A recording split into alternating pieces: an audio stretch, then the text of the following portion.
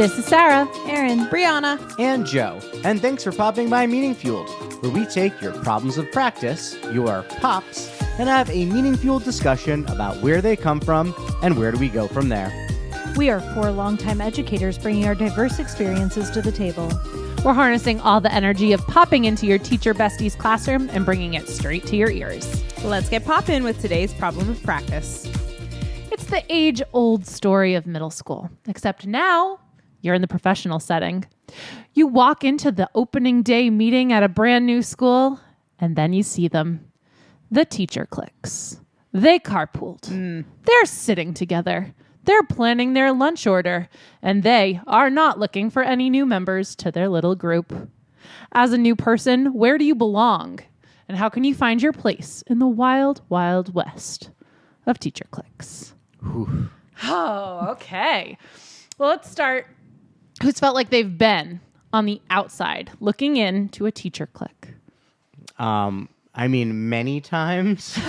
And now being in yet another new school district this year, I walked into that opening day just like that. Grateful for a couple of colleagues that kind of had my back, so I wasn't totally alone. But I'm re-navigating this right now and just trying to get the lay of the land of all the different groups and who's close with who. But anytime I think of teacher cliques, I am immediately brought back to my very first teaching job. And I remember kind of asking about, like, where do people eat lunch? And one of my teammates was like, oh, like most people eat lunch in their classroom, but like you could also go to the teacher's lounge, you know, like some people eat down there. And I was like, oh, okay. So I go one time to eat in the teacher's room because I'm new. And like you should go down to the teacher's room to eat your food. It feels logical. Yep. Yeah. And so I head down there, and you walk in, and you know everyone kind of looks at you. You sit down. It's the worst. Everyone kind of looks at you, and you're like, "Ooh, am I like interrupting?" And they're like all talking about like their, you know, summer houses and stuff where they all like clearly visited each other and whatnot. Like, this is not a conversation I can like easily jump in on. And so oddly enough, I must have looked like I was, you know, a fish out of water. So one of the teachers who, well, she was like the math specialist coach. She says, she turns to me, she's like, oh yeah, like, you know, we're just like, you know, the old timers now. But when I started, there was this group that called themselves the old biddies. Excellent name. And Yes. they were, you know, like always together and doing everything together. And, you know, I was the young one, and like, she was like, I guess, you know, like tables have turned. And I was like, Now you're an You old, love a you're an old self-aware biddy. queen. Right, Be like, yes, she I'm was- also an old biddy. Yep, she was totally owning it. And it was funny though, because even though like she clearly like had the experience of like being on the outside of like the old biddies, she was now like, oh no. Now like, it's my turn. Right, like it's a rite of passage. You have to. You go, are not a like, biddy. You are not a biddy, and that was the last time I ate lunch there. You know, it wasn't. They weren't.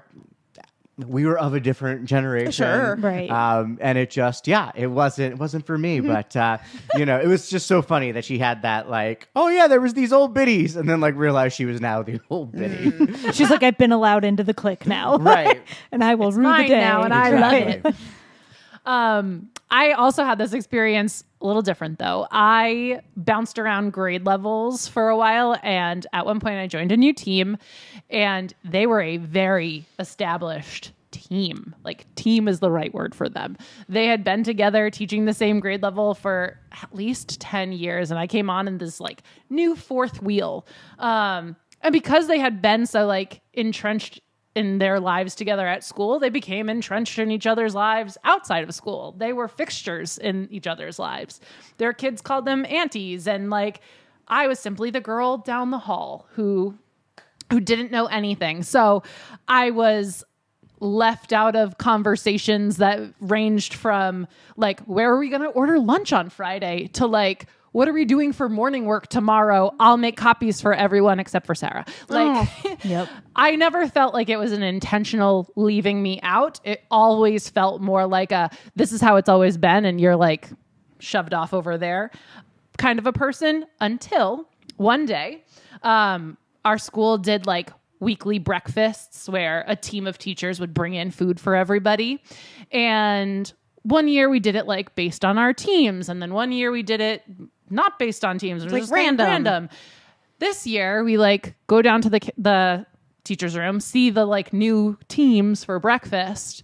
And one of the other teachers on my grade level team just goes, oh, they put us with our friends this year.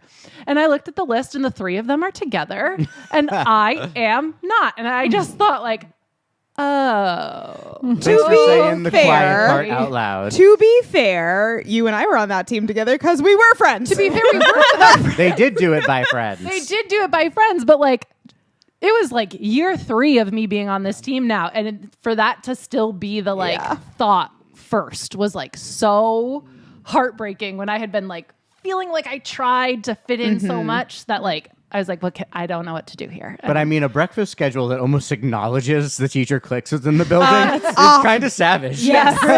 Yes. And I don't They're like, let's not remember- pretend everybody gets along. Right. People want to plan this with their people. Which I think was the intention. It was the intention. But you know, there were some awkward people, I'm sure, that you got like Oh, tagged on to, absolutely. which is like even more Even tricky worse. than- Right. Yeah. Oh, God. Yeah, at least I had friends Right. to be grouped with. Yeah. Yes. And I think it's tough. I mean, I've been on really the other side mostly, but like, I've been on both sides, but I think it's hard because you understand why. You get just like, you got your rite of passage to get into the old bitty clique. Like these things have been around forever. And I think the really hard part is that when it comes into like, is it equitable that they're completing like work Right. outside?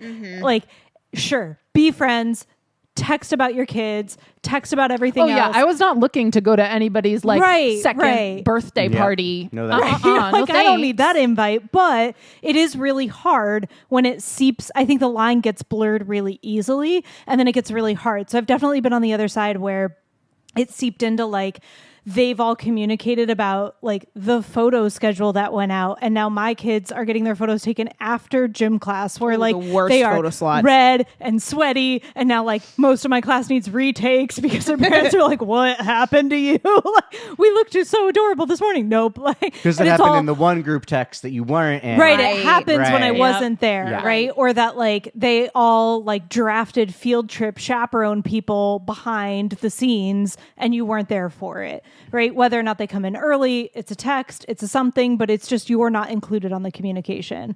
And I think that's where I found it got really tricky because I was like, ooh, that's sticky and uncomfortable. Right. It's like one of those you understand, like you make friends. People make Oh, friends with obviously. other people and that feels okay. And then when it crosses into like it's affecting my job, right. that's tricky. All right. Let's acknowledge that there is another side who's been in a teacher clique. Me and Sarah. Well, I mean, Guilty okay. as- I Listen, mean, very guilty, but it's fine. guilty as charged. But so listen, Sarah and I started to spend a lot of time together at work, and then started to branch out, spend time with other people at work. And that's kind of how our core like friendship started from work. We started to order lunch together. We sat together. Started a group chat To be together. fair, it started around work because you came in as a long-term sub, not knowing Anybody? anyone or how to do the That's not teaching. true. Brianna knew I did. the old biddies. I did know who the were old still biddies. there that were her teachers. That were my teachers. And she still called them by their last names. I Yeah. was like, knock it off. I just call him by listen. his name. Calling your old teachers by their first names is super weird. That's a whole other Your conversation. colleagues now. But Anyways. But, we started the group chats.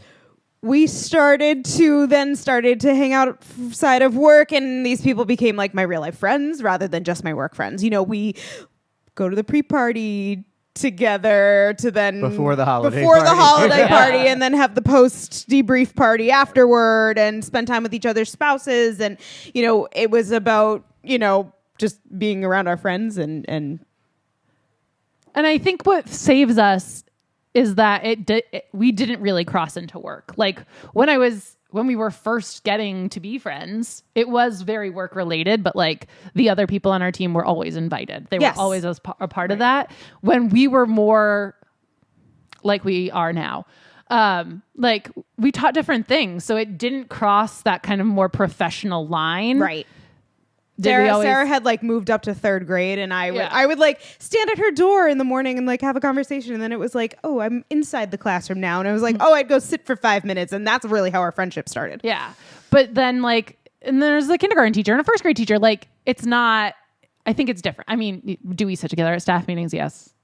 Is it known? Sure. Yeah. But like, do we have the outside group text? You need your people. Right. You need your people. I mean, like, right, and I think we've acknowledged that, like, in many an episode, like in our prep time hijack episode, right? Like, you know, you need those adults that you can talk to, vent to, process with, and, you know, relax with. Like, I think there's something good, and I feel like it happens in other professions. Like, they're always like, I don't know, every time I go to a brewery, there's like a bunch of tech bros there, or like all the guys from the engineering club down the road, or the biotech lab. There's a lot of those in this area, right? Like, I feel like, and it's not always there for teachers.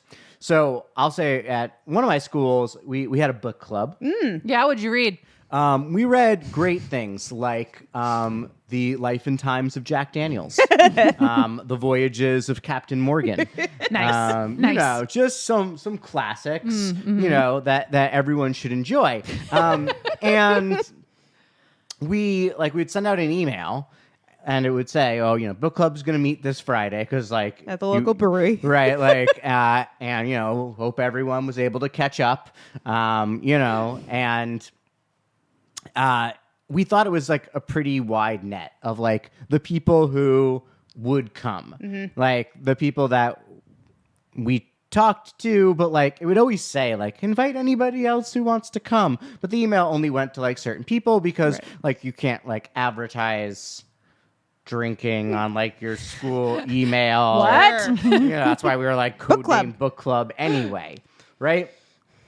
So I don't know, like it was a good gathering, kind of a cross section of people from different grade levels, and I thought actually like helped broaden out the cliques, because in this particular school, just like the way the schedule was, and then eventually how even the building was laid out, which was like airport terminals for each grade level. Yep. Like it was very segmented by team. Like there weren't, I mean, like you're talking about cross grade level clique, that really didn't happen. And once you like moved teams, like that was it, man. Like you really like see you never. See you never. Yeah.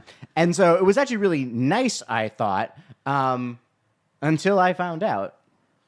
At one point, we like a staff meeting went sideways, as they do. And all of a sudden, this one like older teacher was an like, old biddy. No, I don't think she was. I mean, she might have been in that. Okay. Was like, well, you all have your book club, and we never get invited. Oh. Ooh. And it was just like, everyone's like looking around the room at each other, like, oh my God. And like, no one thought that this person would like ever want to come out, you know, for drinks on a Friday. Don't make assumptions, right? Yeah. Well, you know, but we realized we like had become exclusive, at least in others' eyes, that like this wasn't an open invite type of thing.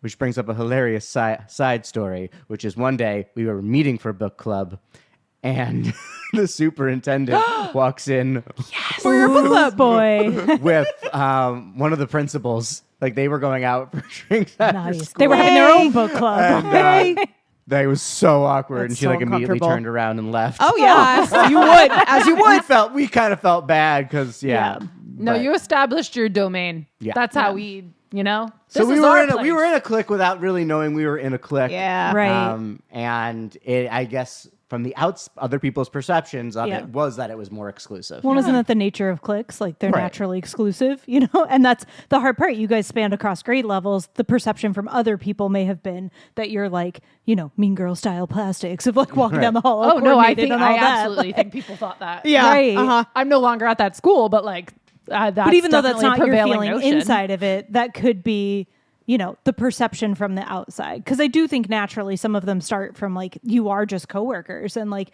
you're naturally your jobs line up so that you're together all the time. Yeah. I think the really, again, not to bring it back, but the really tricky part that I've seen is like I had really good like in school relationships, but it didn't really, you know, we get together occasionally. We get together more now that you've left.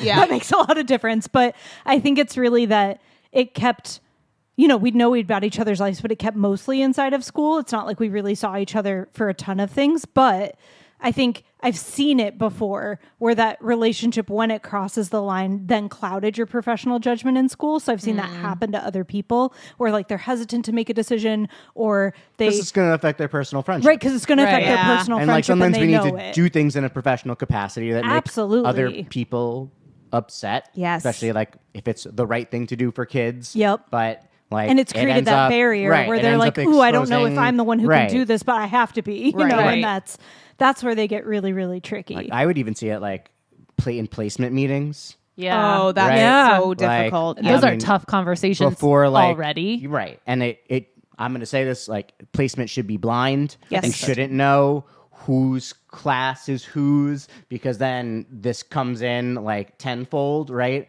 Of like, oh well, you know, my student, I don't want to give that hard student to my friend, Right. Or you know, I'm seeing that her is getting Yeah. stacked, so now I'm like inserting, you know, questioning other people's decisions because I'm trying to like make my friend's class not as difficult. Or like they had a family before that they like, I want to give Sarah, because I was in second grade, Sarah was in third. I want to give Sarah this family that I really loved so Sarah can have the they're same good gift givers. great experience. Yeah. And I mean, it's not appropriate. No, I mean Right. those are all right. Those are all the ways that it just feels like it can cross into that Yeah. professional world, and it Yes. starts to become. I don't even know that people are like conscious of it. Yeah. Like Yeah. you are.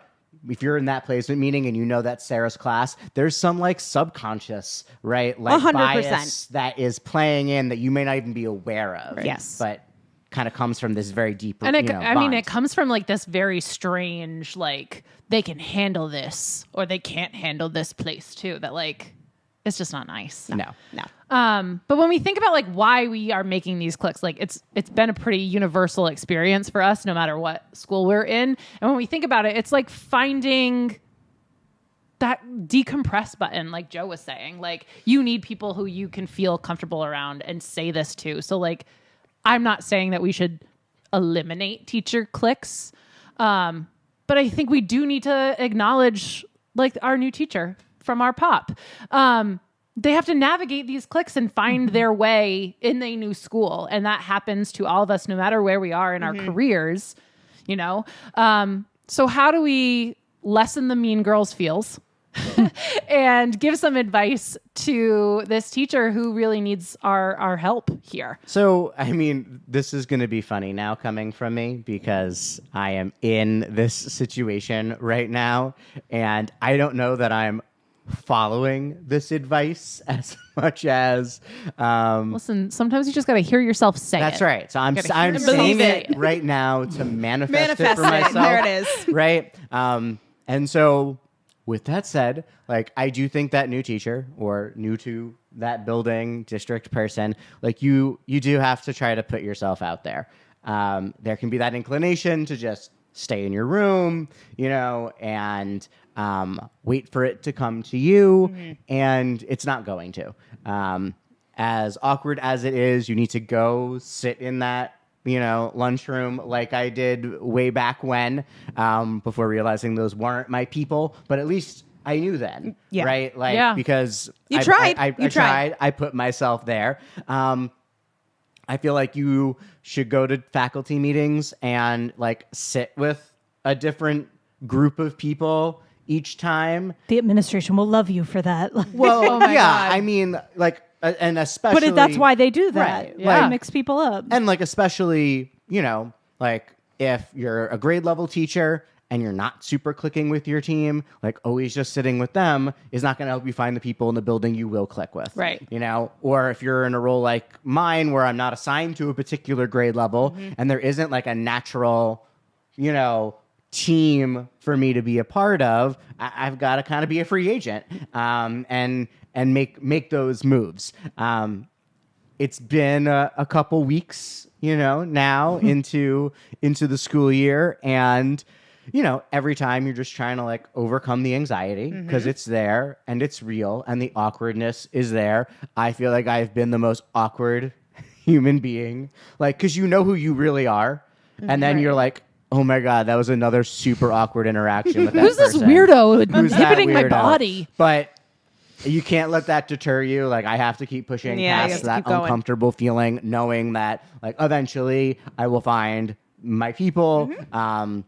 And remembering that it's just like we said, it's the perception from the outside. We know that might not be the reality of Cliques, it's people's perception. So like right now, you know that's not, it's people's perception from the outside. That might be better than you think. You never know. Like, Yeah, it might not be as awkward as you're imagining. It might just be awkward inside your head. Perception might be better. I from feel the- like I personally have been awkward. You know, like there's one person in particular I'm thinking like this person has tried to be like very friendly, I think. Again, like, I just like keep being so weird. And I'm like, why am I being so weird? Just want to go hide in a hole.